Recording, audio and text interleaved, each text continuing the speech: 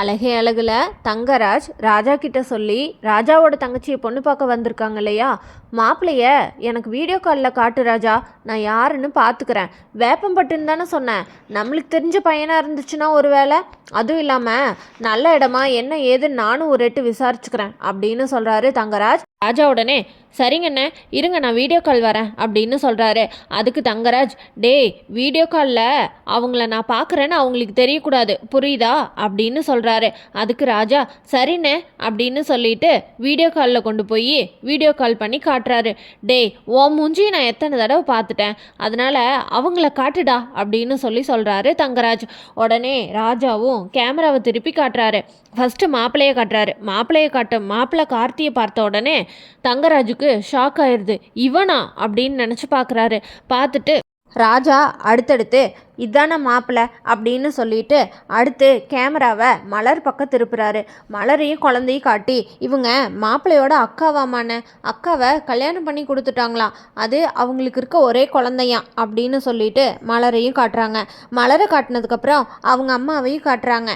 காட்டி முடிச்சதுக்கப்புறமா ஃபைனலாக பாக்கியராஜையும் கார்த்திக்கும் சேர்த்தி காட்டுறாரு. பாக்கியராஜ் அப்போது கார்த்திக் பக்கத்தில் உட்காந்துருக்கிறத பார்த்து தங்கராஜ் பயங்கரமாக கோவப்படுறாரு. ராஜா நான் பார்த்துட்டேன், நீ வீடியோ காலை கட் பண்ணிவிட்டு நார்மல் காலுக்கு வா அப்படின்னு சொல்கிறாரு தங்கராஜ். உடனே ராஜாவும் காலை கட் பண்ணிவிட்டு நார்மல் காலுக்கு போகிறாரு.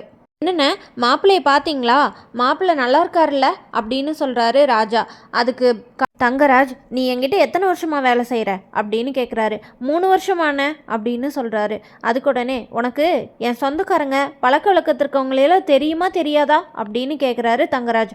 அதுக்கு ராஜா தெரியும்னே, யார் யாரை தெரியும் அப்படின்னு கேட்குறாரு தங்கராஜ்.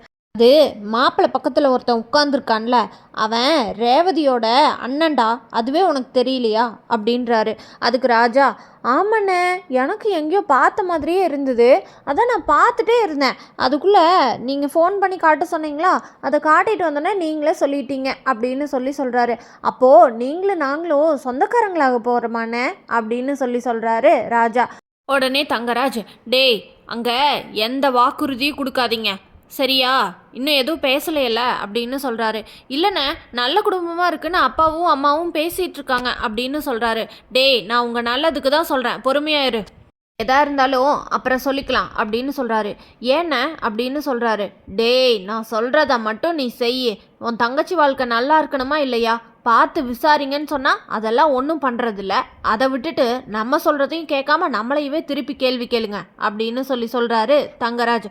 இதை கேட்ட சரிண்ணே அப்படின்னு சொல்லிட்டு ஃபோனை வச்சுட்டு உள்ளே வராரு ராஜா.